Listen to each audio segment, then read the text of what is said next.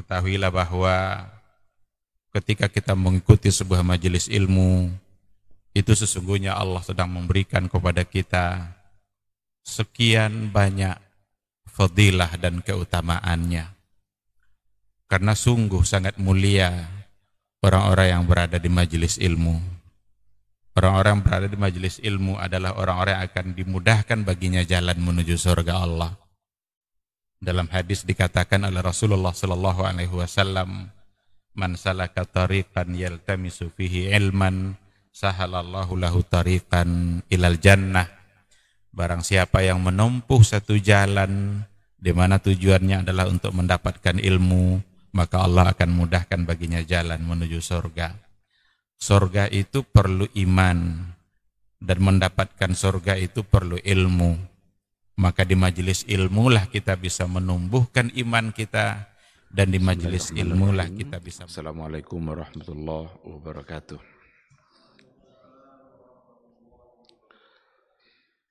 Innal hamdalillah nahmaduhu wa nasta'inuhu wa nastaghfiruh wa na'udzu billahi min shururi anfusina wa min sayyiati a'malina.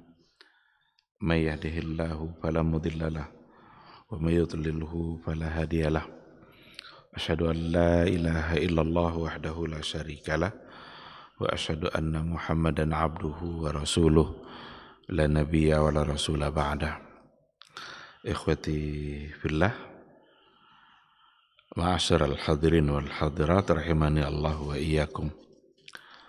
Mari sama-sama kita kembali memuji Allah Subhanahu wa taala dan bersyukur kepadanya atas semua limpahan nikmat dan rahmat yang selalu tercurah dalam setiap detik hidup yang kita jalani. Kapan dimanapun kita berada, pada saat itu pasti ada nikmat Allah yang menyertai kita. Oleh karena itu tugas kita adalah menjadi hamba Allah yang bersyukur. Mudah-mudahan dengan syukur yang kita ucapkan membuat kita semakin yakin bahwa kita ini adalah orang-orang yang selalu membutuhkan Allah. Kita ini adalah orang-orang yang tidak bisa hidup tanpa Allah Subhanahu wa ta'ala. Dan setiap kali kita bersyukur, Allah berjanji akan menambah nikmat itu. Semoga limpahan dan curahan nikmat Allah Subhanahu wa ta'ala itu selalu bertambah dalam kehidupan kita. La in syakartum la azidannakum wa la in kafartum inna azabi lasyadid. Sama-sama kita juga harus bersalawat dan salam untuk Rasulullah sallallahu alaihi wasallam. Allahumma salli ala Muhammad wa ala ali Muhammad. Mudah-mudahan kita semakin mencintainya, mudah-mudahan kita semakin mentaatinya. Mari sama-sama kita mencintai beliau dengan jujur, tidak hanya sekedar ucapan lisan saja, karena untuk mengucapkan cinta Nabi itu sangatlah mudah. Tetapi ucapan cinta harus dibuktikan. Tidak ada cinta yang tidak perlu pengorbanan. Tidak ada cinta yang tidak perlu bukti. Oleh karena itu kebenaran ucapan kita yang mengucapkan mencintai Nabi harus dibuktikan dalam kehidupan keseharian kita. Apakah kita benar-benar mengikuti beliau? Apakah kita benar-benar mencoba untuk mendalami sunnah-sunnahnya untuk kemudian kita amalkan? Dan kalau seandainya itu yang kita lakukan, mudah-mudahan itu adalah cinta yang benar yang bisa membuat kita selamat di padang mahsyar. Mudah-mudahan insya Allah kita semua bisa mendapatkan syafaat dan pertolongan dari Rasulullah sallallahu alaihi wasallam. Yauma la yanfa'u malun wala banun illa man atallaha biqalbin salim. Suatu hari di mana tidak lagi bermanfaat harta dan anak-anak, tidak lagi bisa membantu kita. Yang akan bisa membantu kita di hari itu adalah amal-amal ibadah, amal-amal soleh yang telah kita laksanakan berdasarkan kepada qalbun salim, hati yang selamat, hati yang ikhlas, tulus, murni, semata-mata hanya karena Allah Subhanahu wa ta'ala. Oleh karena itu apapun amalan yang kita lakukan, jangan dicampuri niatnya. Apapun amalan ibadah yang kita lakukan, hendaklah kita memurnikannya semata-mata hanya karena Allah Subhanahu wa ta'ala. Karena ibadah yang dicampuri oleh niat-niat yang lain, oleh ria dan lain sebagainya, itu tidak akan bermanfaat bagi kita di akhirat kelak. Baik, ikhwati fillah, ma'asyiral hadirin wal hadirat rahimani Allah wa iyyakum. Kita kembali pada pagi hari ini untuk melanjutkan kajian tauhid kita yang dalam hal ini masalahnya atau permasalahan yang sudah kita bahas sebelumnya adalah berkaitan dengan perkara-perkara yang sebagai konsekuensi dari iman kita kepada Allah Subhanahu wa ta'ala. Apa makna dari kita beriman kepada Allah? Sudah dua hal yang kita bahas. Yang pertama adalah ketika kita beriman kepada Allah, maka berarti itu artinya adalah kita beriman dengan adanya Allah Subhanahu wa ta'ala. Bahwa Allah itu pasti ada. Maka tertolaklah keyakinan orang-orang ateis yang menolak akan adanya Allah, tetapi mereka ketika menolak keberadaan Allah Subhanahu wa ta'ala, sesungguhnya mereka sedang menolak fitrah mereka sendiri.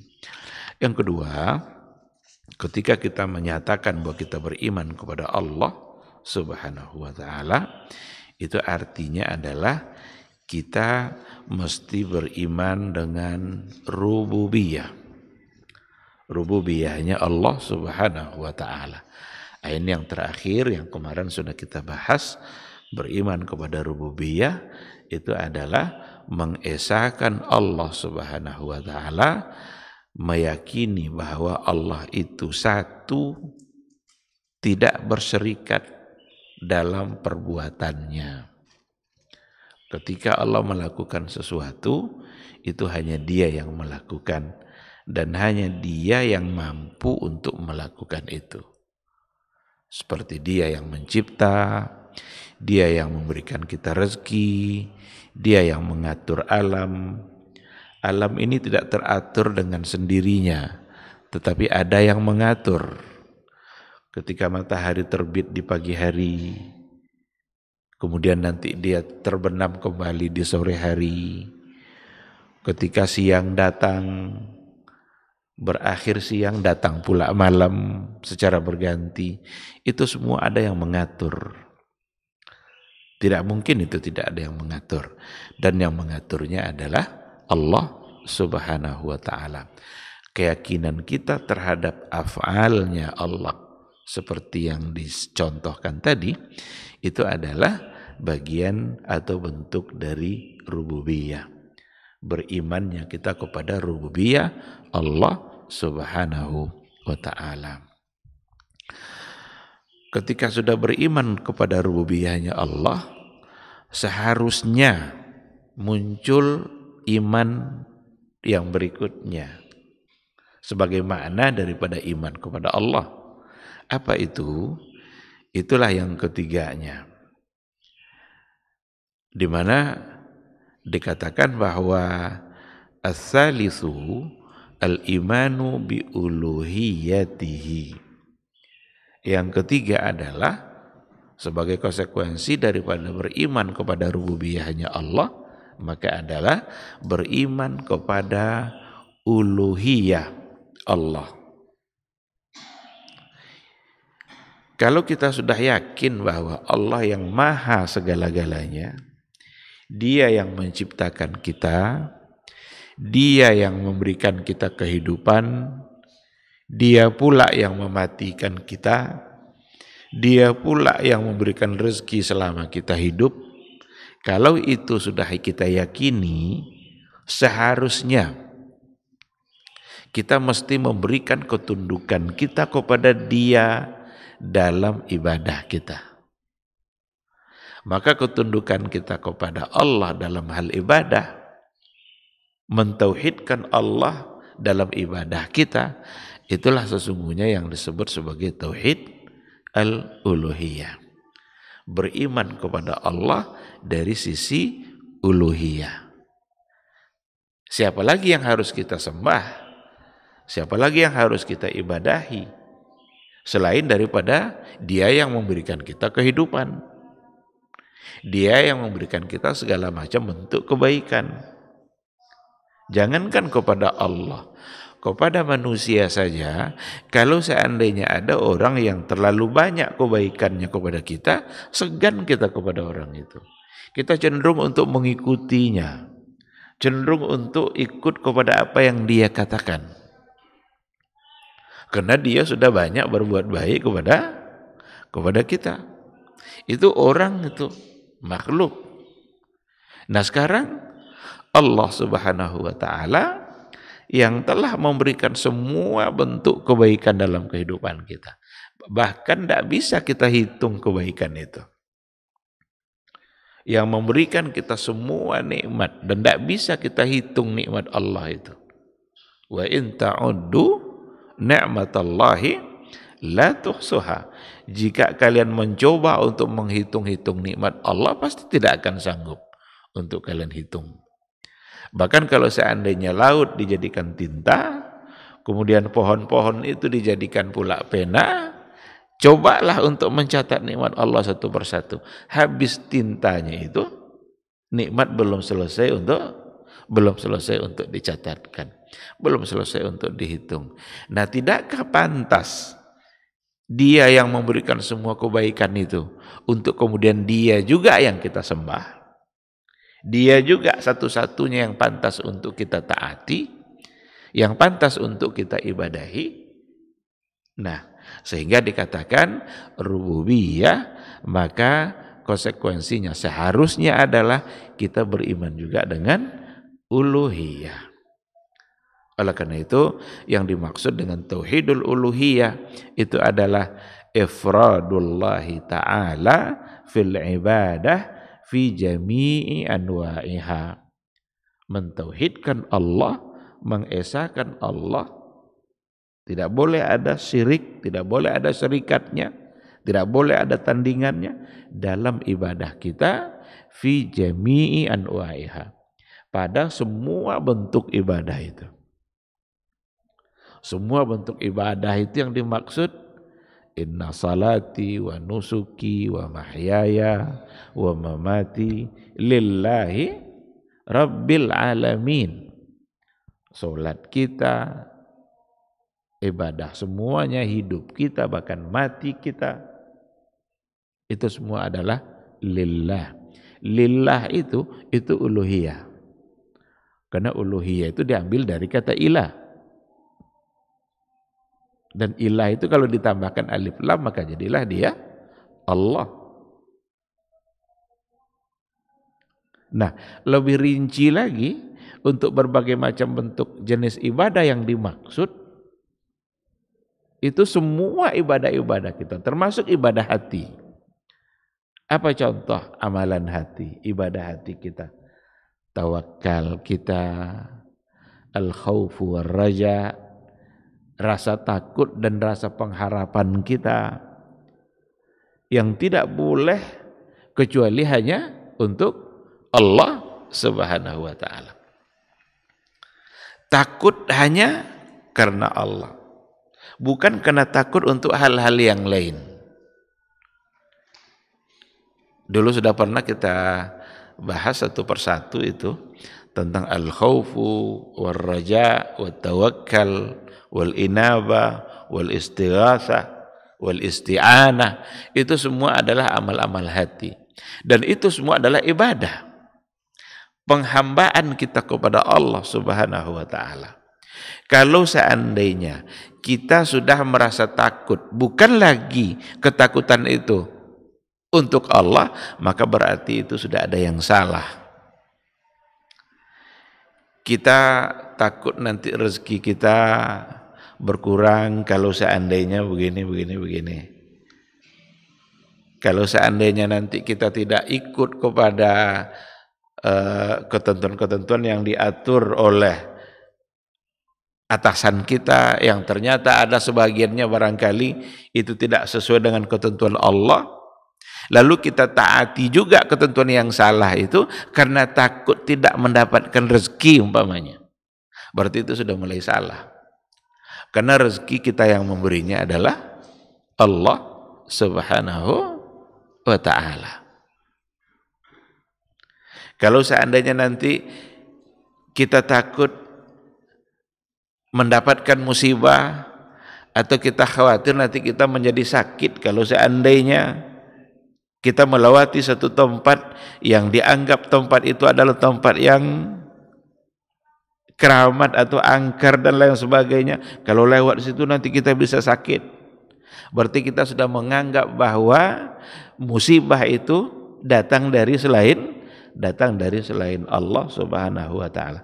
Berarti itu sudah ada masalah, sudah bermasalah dalam akidah kita, dalam uluhiyah kita. Kenapa demikian?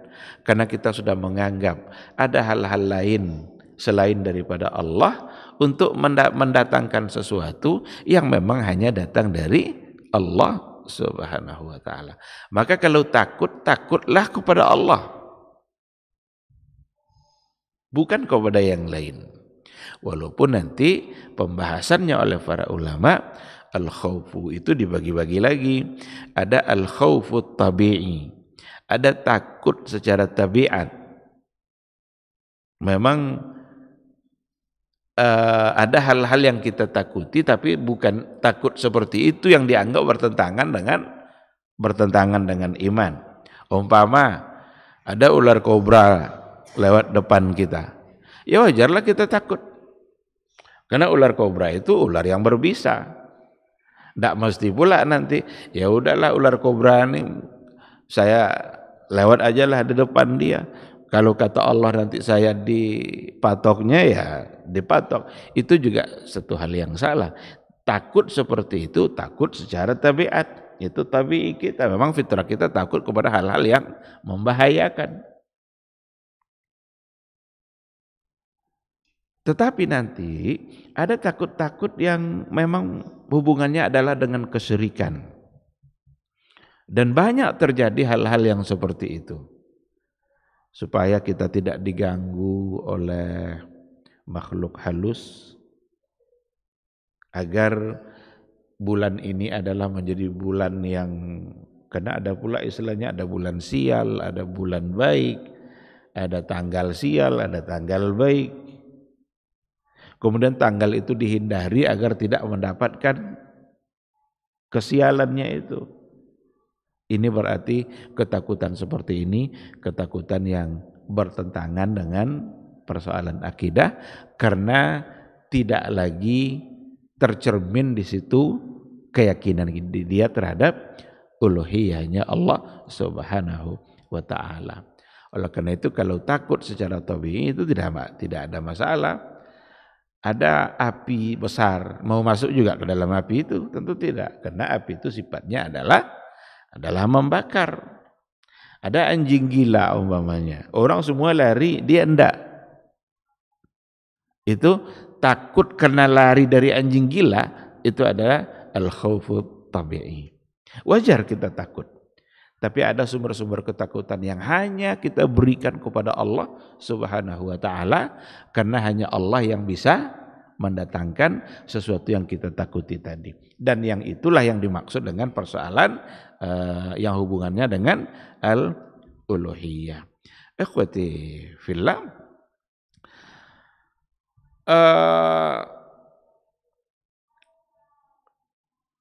bi'annahu wahdahu al-ilahul haq la syarikalah.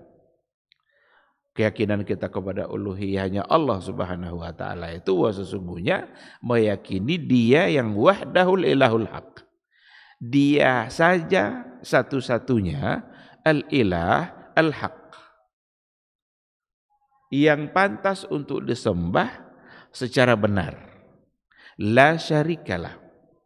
Tidak ada satu bentuk kesyirikan pun. Tidak boleh kita syirikkan Allah itu dengan sesuatu apapun.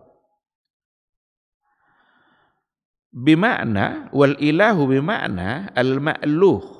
Ilah itu artinya adalah ma'luh, ay al-ma'budu hubban wa ta'ziman. Sesuatu yang disembah dengan penuh cinta dan penuh keagungan. Jadi ilah itu artinya adalah al-ma'bud hubban wa ta'ziman.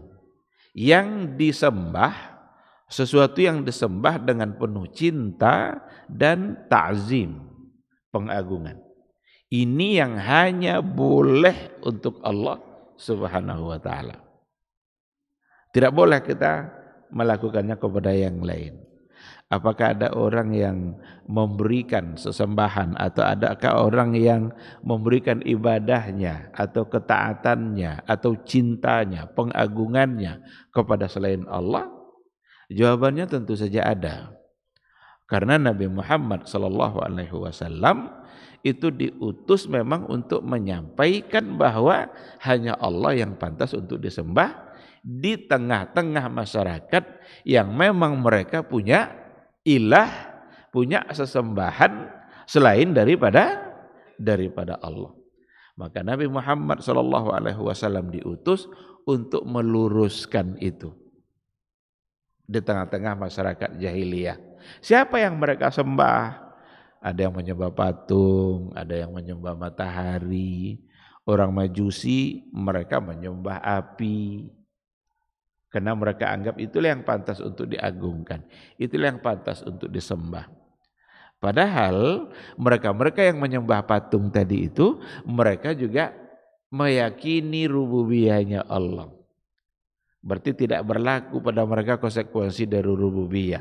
Seharusnya ketika sudah beriman kepada rububiyah, seharusnya juga beriman kepada uluhiyah. Tapi itu tidak ada pada orang-orang Quraisy. Tidak ada pada orang-orang jahiliyah pada masa dahulu. Mereka percaya bahwa Allah yang punya alam semesta ini, Allah yang menciptakan. Mereka juga percaya bahwa Allah yang memberikan rezeki. Mereka percaya bahwa Allah yang mengatur alam ini. Seharusnya dengan keyakinan itu mereka juga percaya kepada uluhiyah. Tapi mereka menolak untuk mengimani Allah secara uluhiyah. Maka mereka tidak mau menyembah Allah saja. Apakah akan dijadikan Tuhan-Tuhan yang banyak ini hanya menjadi Tuhan yang satu saja? Menurut akal mereka tidak mungkin. Tuhan-Tuhan yang banyak ini cukup terwakili hanya oleh satu ilah saja. Itulah bentuk dari penolakan mereka terhadap uluhiyah. Oleh karena itu sebenarnya yang akan benar-benar membedakan antara yang muslim dengan yang musyrik, yang akan benar-benar membedakan yang muslim dengan yang kafir itu ada pada uluhiyah. Ada pada uluhiyah. Bedanya bukan pada rububiyah. Kenapa demikian? Karena orang-orang musyrik pun yakin dengan rububiyah. Itu ayat-ayat yang kita sampaikan sebelumnya itu. Wala in sa'altahum man khalaqas samawati wal ard la yaqulunna Allah. Seandainya kamu tanya siapa yang menciptakan langit dan bumi, mereka berkata yang menciptakannya adalah Allah. Berarti mereka percaya kepada rububiyah. Tetapi rububiyah semata belum membuat seseorang menjadi muslim. Yang benar-benar membuat kita menjadi muslim sejati itu ada pada uluhiyah. Ketika kita memberikan ibadah kita, ketika kita memberikan ketaatan kita hanya semata-mata kepada Allah Subhanahu wa ta'ala. Wa qala ta'ala wa ilahukum ilahu wahid la ilaha illa huwa ar-rahmanur rahim. Tuhan kalian adalah Tuhan yang satu. Yang pantas untuk kalian sembah itu adalah ilahun wahid. Hanya satu. La ilaha illa huwa. Tidak ada yang pantas disembah kecuali hanya Dia. Ar-Rahmanur Rahim. Dan Dia adalah Maha Pengasih dan Maha Penyayang. Jadi ketika Allah Subhanahu wa taala menyuruh kita untuk menyembahnya hanya Dia saja, Dia juga sekaligus memberikan alasan-alasannya. Sehingga tidak ada alasan lain untuk tidak menyembah Dia. Kenapa Dia yang harus pantas kita ibadahi? Kenapa hanya Dia yang pantas untuk kita sujud kepadanya? Maka ujung ayat itu Allah mengatakan Ar-Rahmanur Rahim. Dialah yang maha mengasihi kita.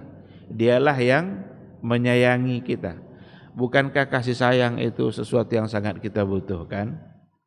Apa bukti bahwa Allah itu pengasih dan penyayang? Apa bukti Allah itu Ar-Rahman Ar-Rahim? Allah memberikan semua yang kita butuhkan. Tidak ada yang kita butuhkan kecuali Allah Subhanahu wa taala memberikannya. Bahkan durhaka pun kita kepada Allah, nikmat Allah itu tak putus bagi kita. Durhaka pun kita, tapi nikmat Allah tetap ada. Maka rahmat Allah itu mengalahkan murkanya. Kasih sayang Allah itu mengalahkan murkanya. Kalaulah seandainya Allah ingin mengazab kita dikarenakan oleh kezaliman kita, enggak ada lagi yang tersisa dalam kehidupan kita di bumi Allah ini. Enggak ada lagi yang tersisa. Ma taraka alaihim min dabbah. Kalaulah Allah ingin menyiksa mereka disebabkan oleh kezaliman mereka, maka semua akan hancur. Walakin yuakhiru ila ajalin musamma. Tetapi Allah tunda dulu. Nanti saatnya ada pembalasan. Dunia ini belum tempat di mana kita dibalas. Dunia ini adalah tempat di mana kita untuk beribadah, mensyukuri Allah. Tapi kalau tidak mau juga dengan semua kebaikan-kebaikan yang diberikan oleh Allah, tidak mau juga tunduk. Tidak apa-apa, nikmatilah itu kehidupan itu. Tetapi nanti yuakhiruhu ila ajalin musamma, nanti ditunda dulu, diundur sampai masanya nanti ada saat di mana Allah Subhanahu wa taala membalas. Jadi ketika dikatakan Ar-Rahmanir Rahim, itu sesungguhnya adalah salah satu di antara alasan kenapa memang hanya Allah yang pantas untuk kita sembah. Kita diberikannya kesehatan. Tidakkah kita pantas menggunakan kesehatan yang diberikan oleh Allah untuk memperbanyak ibadah? Alhamdulillah, kita dimudahkan oleh Allah Subhanahu wa taala. Bangun pagi-pagi, lalu kita kerjakan ibadah subuh. Mengerjakan ibadah subuh itu sesungguhnya adalah cara mensyukuri nikmat ketika Allah kembali membangunkan kita dari tidur kita. Karena ada orang yang tidur di malam hari lalu dia tidak bangun lagi. Langsung itu adalah kematian bagi dia. Ketika kita dibangunkan oleh Allah, itu adalah nikmat yang luar biasa yang harus kita syukuri. Apa syukur kita? Apa bentuknya syukur kita dari nikmat dibangunkan kembali? Salat kita subuh. Kita kerjakan perintah Allah. Tapi kalau seandainya kita sudah dibangunkan, diberikan kesehatan, langsung dibawa untuk olahraga, biar sehat kembali. Tinggal pula subuhnya kadang-kadang gara-gara olahraga. Padahal dia olahraga itu tujuannya untuk sehat. Yang memberikan sehat siapa? Allah Subhanahu wa ta'ala. Ketika diberikan oleh Allah harta, itu adalah nikmat yang luar biasa. Sekarang bagaimana mensyukurinya? Apakah harta itu akan habis digunakan untuk berbuat maksiat? Apakah harta itu akan habis digunakan untuk menambah jumlah dosa? Orang-orang yang mendapatkan rahmat dan kasih sayang dari Allah Subhanahu wa taala, selain dia diberikan harta, maka diberikan dia juga hati yang tunduk untuk mensyukuri harta yang diberikan oleh Allah Subhanahu wa taala. Nah jadi ikhwati fillah, wa ilahukum ilahu wahid la ilaha illa huwa ar-rahmanur rahim. Yang pantas untuk kalian sembah itu hanya satu. Itulah Allah dan dia adalah Ar-Rahman Ar-Rahim. Yang bersaksi bahwa Allah yang pantas disembah itu juga Allah. Allah sendiri bersaksi bahwa enggak ada ilah selain daripada dia. Karena Allah sendiri yang mengatakan syahidallahu annahu la ilaha illa huwa. Syahidallahu annahu la ilaha illa huwa. Apa arti syahidallah? Allah bersaksi bahwa sesungguhnya la ilaha illa huwa. Wal malaikatu wa ulul ilmi qa'iman bil qisti. Begitu juga dan para malaikatnya wa ulul ilmi qa'iman bil qisti. Orang-orang yang diberikan ilmu ternyata mereka juga memberikan kesaksian bahwa sesungguhnya la ilaha illa huwa al-azizul hakim. Tadi la ilaha illa huwa ar-rahmanur rahim. Sekarang la ilaha illa huwa al-azizul hakim. Ketika kita baca ayat-ayat Al-Qur'anul Karim, lalu ujung dari ayat itu selalu menyebut-nyebut nama dan sifat Allah. Itu sesungguhnya adalah untuk menggugah hati kita untuk semakin yakin siapa Allah yang kita sembah itu. Siapa Allah yang tidak ada yang lain yang bisa kita sembah selain daripada dia. Maka disebutkannya lah nama-nama dan sifat-sifatnya. Tadi Ar-Rahman Ar-Rahim. Dia sayang sama kita, dia memberikan semua kebutuhan kita. Tapi ingat, yang kita lihat dari Allah itu jangan cuma sayangnya saja.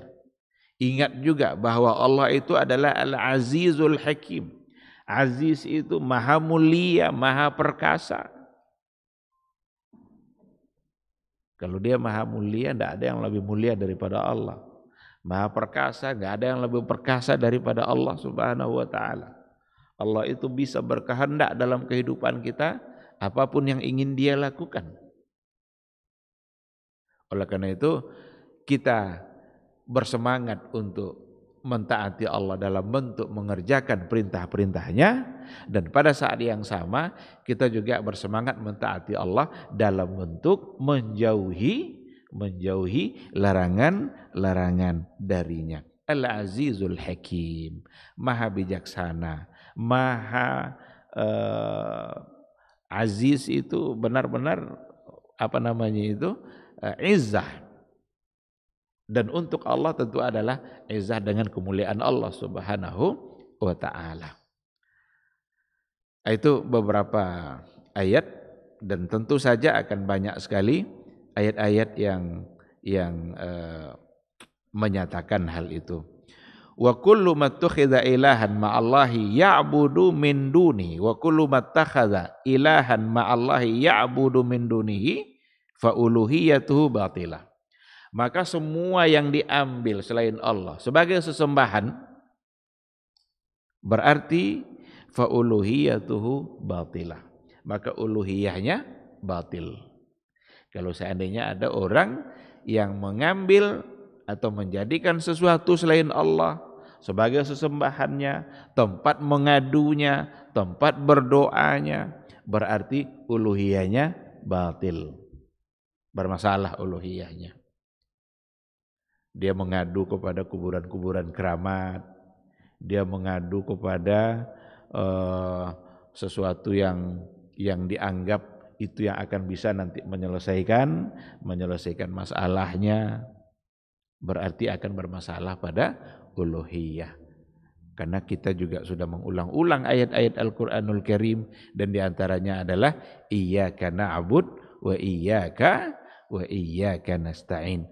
Hanya Engkau yang kami sembah, dan hanya Engkau pula tempat kami meminta.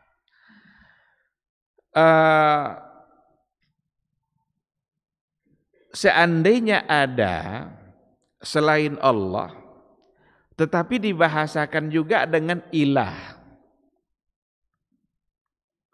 Karena mereka juga menyebut patung-patung itu sebagai ilah.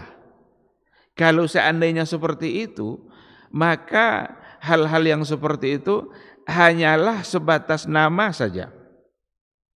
Hanya sebatas nama.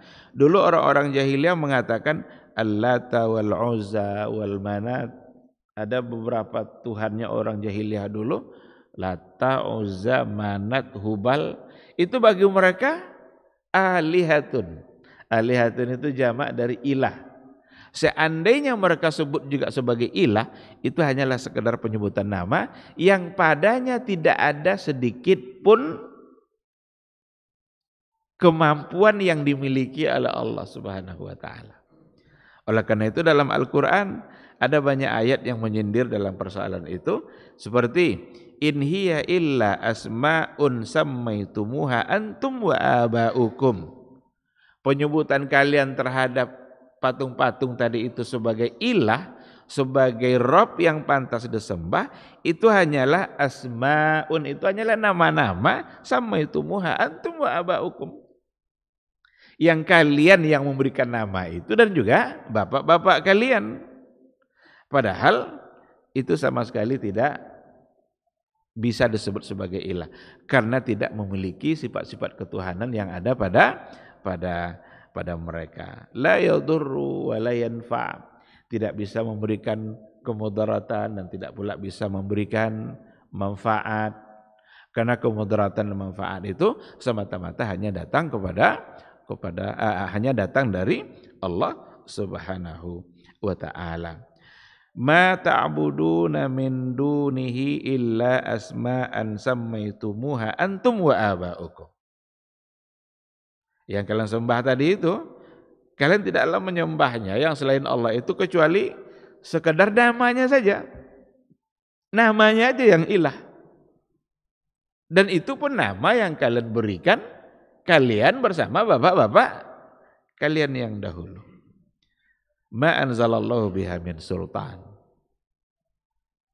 Tidak ada sedikit pun kekuatan dan kekuasaan yang ada pada mereka. Nah, oleh karena itulah rasul-rasul sebelumnya, semua rasul itu mengajak kepada uluhiyahnya Allah. Jadi semua rasul itu mengajak kepada uluhiyah. Seperti nanti ada Nabi Nuh, ada Nabi Hud, ada nabi-nabi yang lain, semua mereka pesannya sama. Apa pesannya? U'budullaha ma lakum min ilahin ghairuh. U'budullah, sembahlah Allah saja, ma lakum min ilahin ghairuh. Kalian tidak punya ilah yang pantas disembah itu, Tuhan yang pantas disembah itu kalian tidak punya kecuali hanya Allah. Enggak ada yang selain Dia yang pantas untuk disembah. Dan itu adalah dakwah semua para rasul sebelumnya. Jadi bukan dakwah Nabi Muhammad saja, tetapi para nabi dan rasul sebelumnya dakwah mereka sama menuju kepada uluhiyah, agar semata-mata Allah yang disembah.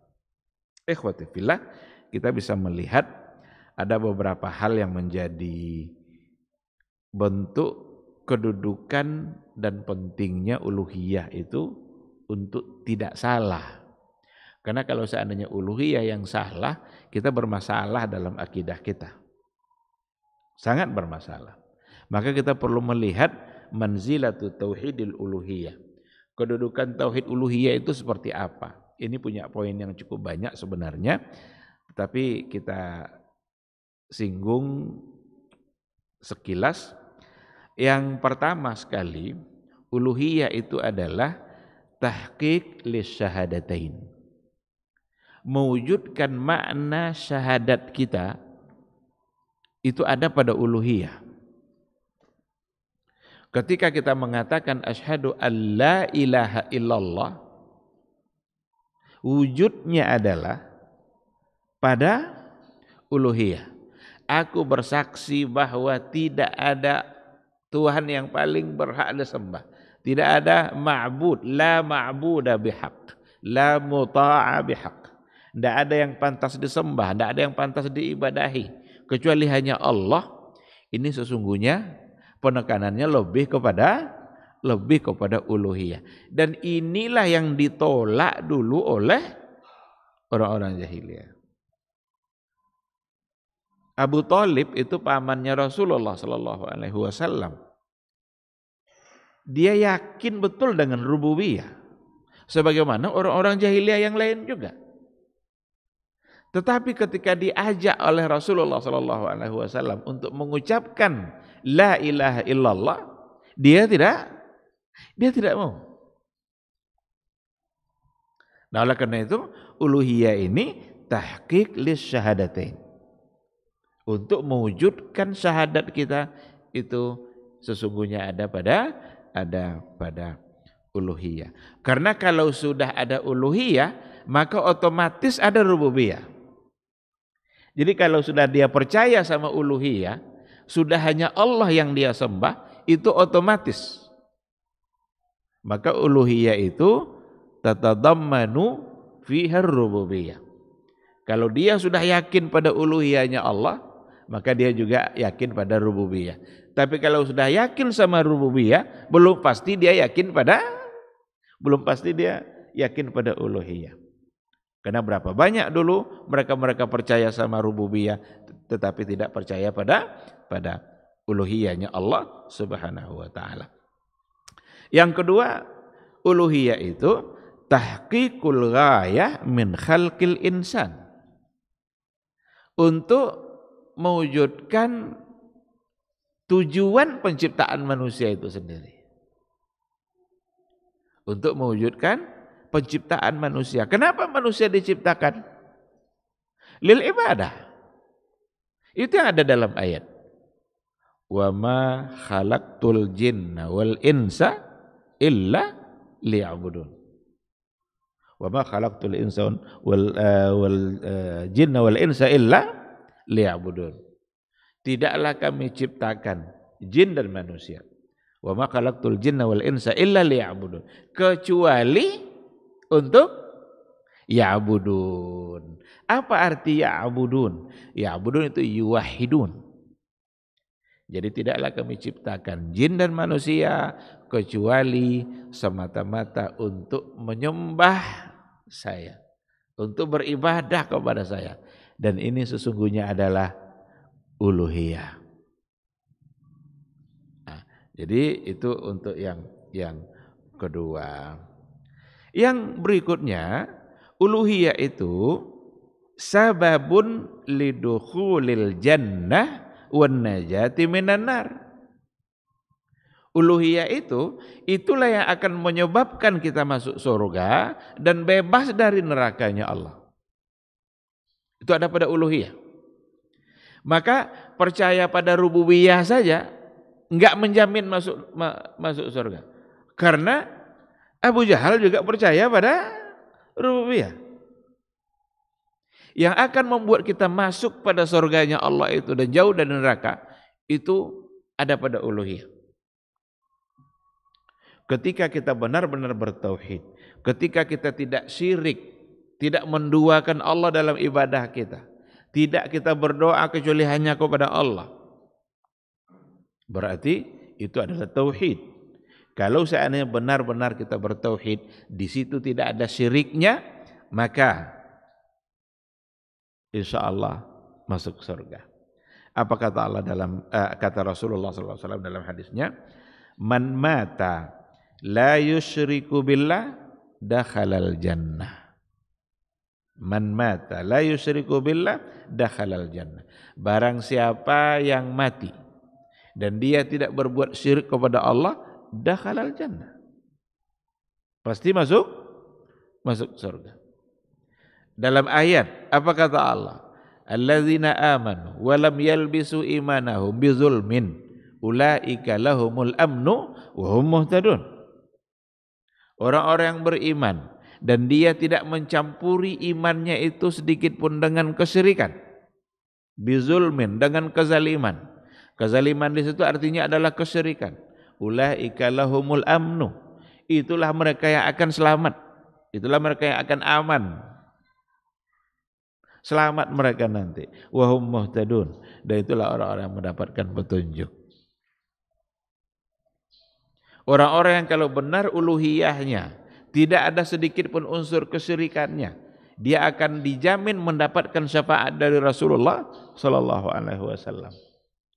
Maka ada di antara sahabat bertanya kepada Rasulullah, ya Rasulullah, man as'adun nasi bi syafaatika yaumal qiyamah. Ya Rasulullah, siapakah orang yang paling berbahagia nanti di akhirat kelak untuk mendapatkan syafaat dari kamu? Apa jawaban Nabi? Orang yang berbahagia nanti untuk mendapatkan syafaat saya, man qala la ilaha illallah, barang siapa yang mengatakan la ilaha illallah khalisannya apa? Murni, ikhlas, tanpa ada sedikit pun unsur kesyirikan. Berarti ada pada uluhiyah. Khalisan min qalbi. Benar-benar murni, tidak dicampuri oleh kesyirikan.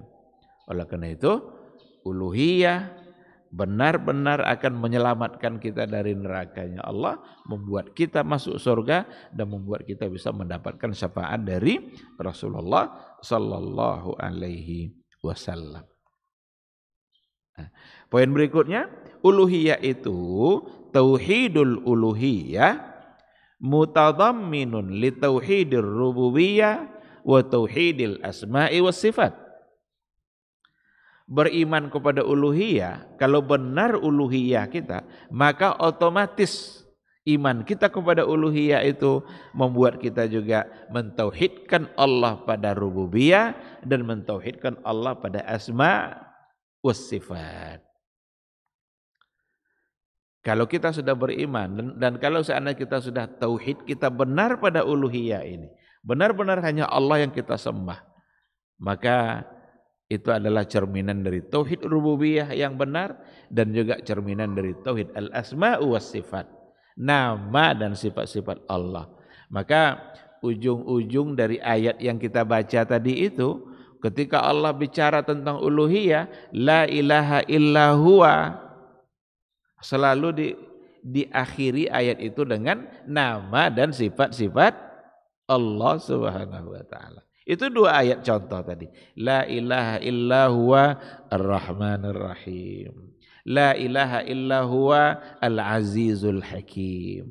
Al-Azizul Hakim itu adalah nama-nama Allah yang mulia dan di dalam nama Allah itu ada sifatnya. Maka itu al-asma was sifat. Beriman kepada uluhiyah, tauhid uluhiyah yang benar, itu membuat kita juga akan pasti beriman juga kepada al-asma was sifat. Oleh karena itu, perjuangan kita yang paling besar itu sesungguhnya adalah untuk meluruskan uluhiyah kita kepada Allah, untuk menghindarkan kita dari semua bentuk kesyirikan. Jangan sampai kita melakukan sekecil apapun kesyirikan-kesyirikan yang ada. Karena sekarang juga sudah semakin didangkalkan tentang kesyirikan itu, kita sudah didangkalkan oleh banyak orang, bahkan oleh tradisi kita sendiri. Ada hal-hal yang di dalamnya kesyirikan, tetapi karena itu dianggap sebagai budaya, maka dianggap itu hal yang biasa. Padahal di dalamnya ada syirik. Ini berbahaya. Karena kita yang akan bertanggung jawab untuk diri kita di akhirat kelak. Buat apa kita mengikuti sebuah budaya kalau seandainya di dalamnya ada syirik? Mati kita nanti ahli budaya tidak bisa menolong kita. Tapi kalau seandainya kita tinggalkan sesuatu yang berbuat syirik itu, nanti di akhirat insya Allah kita bisa selamat. Banyak yang mendangkalkan makna syirik itu sekarang. Ada hal-hal yang sudah nyata-nyata syirik saja, itu ingin dianggap tidak sebagai sebuah kesyirikan. Berdoa hanya kepada Allah. Tidak boleh menjadikan orang yang sudah mati bertawassul, tempat kita bertawassul kepada Allah. Karena itu juga bagian dari kesyirikan. Kalaulah boleh bertawassul kepada yang sudah mati, maka kepada Nabi lah yang paling tepat untuk bertawassul. Tapi itu tidak boleh. Karena Nabi kita sudah wafat dan dia tidak lagi bisa melakukan hal-hal yang ketika dia dulu masih hidup. Kalau dia masih hidup, datang ke Nabi, minta didoakan, boleh. Banyak terjadi dalam kehidupan sahabat-sahabat. Bahkan ada orang buta aja, buta matanya, datang sama Nabi, ya Rasulullah saya ini buta, tolong doakan agar saya bisa melihat. Nabi ikut mendoakannya dan pada akhirnya dia bisa melihat. Tapi ketika dia masih hidup, lama hujan tidak turun. Nabi ketika itu sedang berkhutbah. Ada di antara sahabat yang berdiri, ya Rasulullah, udah lama tidak hujan ini Rasul. Mati ternak kami, kebun kami sudah kering. Tolong doakan ya Rasulullah agar hujan turun. Berdoa Nabi. Lalu turunlah hujan. Itu tawasul ketika Nabi masih hidup. Tapi kalau sudah meninggal, tidak ada dalam catatan sejarah sahabat, Umar kah, Abu Bakar kah, Utsman kah, yang datang kepada Nabi untuk minta didoakan. Justru yang terjadi sebaliknya. Apa kata Umar bin Khattab ketika ia datang kepada Al-Abbas pamannya Rasul? Dulu ketika Rasul masih hidup, kami datang menemui Nabi agar Nabi berdoa kepada Allah Subhanahu wa taala. Tapi sekarang Rasul sudah wafat, maka kami datang kepada kamu wahai Al-Abbas sebagai paman Rasul yang paling dekat, orang yang dekat dengan Rasulullah sallallahu alaihi wasallam. Maka Umar datang kepada Al-Abbas, bukan kepada Nabi yang sudah wafat. Kalau seandainya kepada Nabi saja yang sudah wafat tidak dibolehkan, apalagi kepada orang-orang yang dianggap soleh selain daripada Rasulullah sallallahu alaihi wasallam. Maka mendatangi kuburannya dengan tujuan bertawassul untuk mendekatkan dirinya kepada Allah Subhanahu wa taala, maka itu sesungguhnya adalah bagian dari perbuatan syirik yang harus ditinggalkan dan harus dijauhi. Ingat, syirik akan menyengsarakan kita di akhirat kelak. Bahkan kalau seandainya kita tidak bertaubat dari syirik itu, maka tidak akan pernah bisa diampuni oleh Allah Subhanahu wa taala. Innallaha la yaghfiru ay yushraka bihi wa yaghfiru ma duna dzalika liman yasha. Allah tidak akan mengampuni dosa syirik, tetapi Allah bisa mengampuni dosa selain syirik. Tidak diampuni di sini maksudnya adalah jika dia tidak minta ampun, jika dia tidak bertaubat kepada Allah Subhanahu wa taala. Baik, ikhwati fillah, ini mungkin yang menjadi bahasan kita pada pagi hari ini. Jadi konsekuensi yang ketiga dari pernyataan kita beriman kepada Allah itu adalah beriman kepada uluhiyah, dan ini adalah poin terpenting dalam tauhid. Karena beriman pada uluhiyah, kalau tauhid uluhiyah kita sudah benar, maka di dalamnya sudah tercakup rububiyah dan al-asma was sifat. Tapi kalau sekedar beriman pada rububiyah, seharusnya beriman pada uluhiyah, tapi tidak ada jaminan. Karena orang-orang jahiliyah ternyata percaya pada rububiyah tapi menolak untuk beriman secara uluhiyah. Wallahu subhanahu wa ta'ala a'lam. Ini mungkin kajian kita pada pagi hari ini, mudah-mudahan bermanfaat. Seandainya ada hal-hal yang perlu untuk didiskusikan, dipersilakan.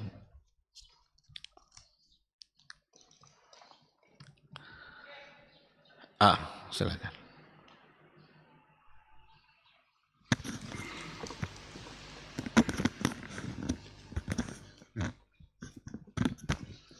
Assalamualaikum warahmatullahi wabarakatuh. Assalamualaikum warahmatullahi wabarakatuh.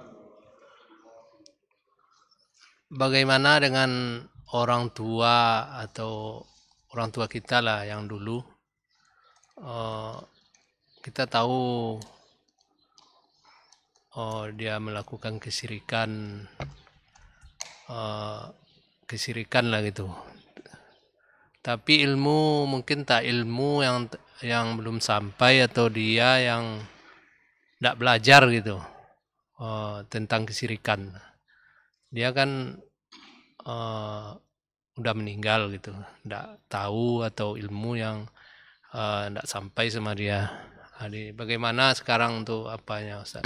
Termasuk kita lah gitu. Kalau dulu itu kan tidak tahu gitu, melakukan kesirikan gitu, pemain berobat pada dukun apa gitulah. Padahal orang tua kita itu udah haji gitu, udah naik haji. Mungkin bagaimana apanya Ustaz? Iya.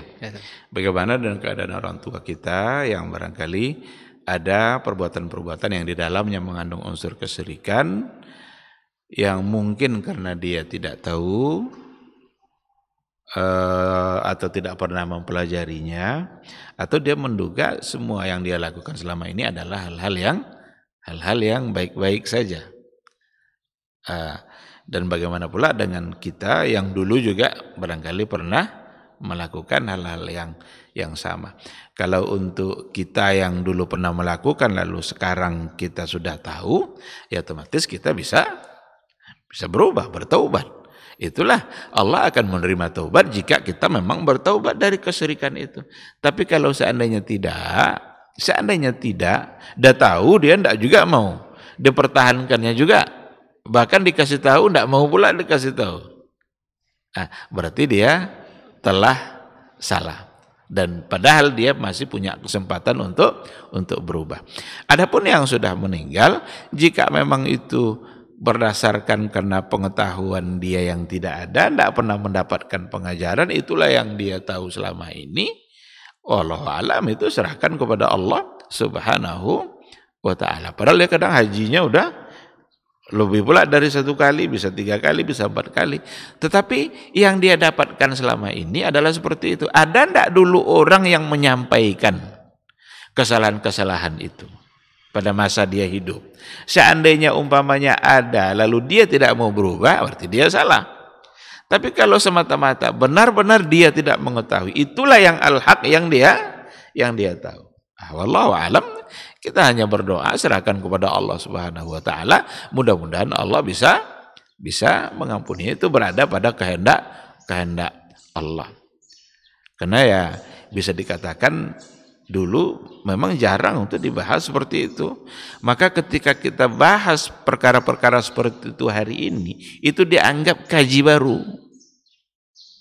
Dianggap ini perkara baru. Oh, dari dulu kami dapat dari bapak-bapak kami, nenek moyang kami dari dulu begitu. Datang kita mengatakan bahwa itu adalah perbuatan syirik. Dianggap kaji yang baru, bahkan dianggap itu yang sesat. Dianggap itu yang salah.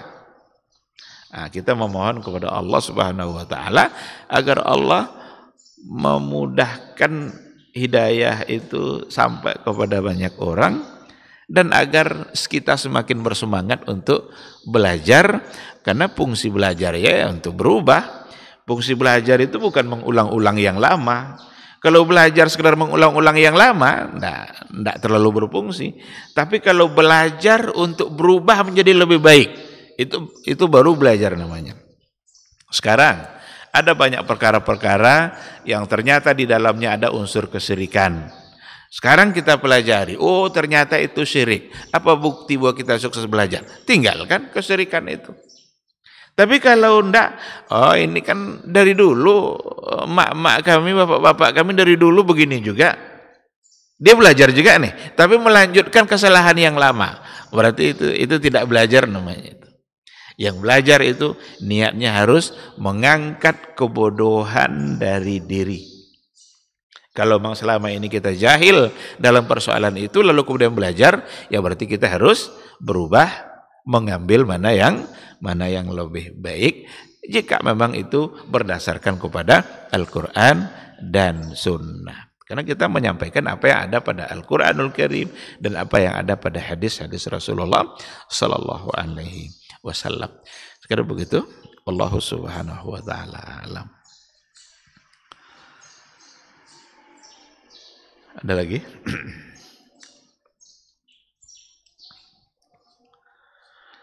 Baik, kalau tidak ada, barangkali kita cukupkan sampai di sini. Mudah-mudahan kajian kita pagi ini bermanfaat, dan masih tersisa 1 poin insyaallah yang hubungannya dengan al-imanu billah. Yang keempatnya nanti insyaallah adalah Al-imanu bil asma'i was sifat.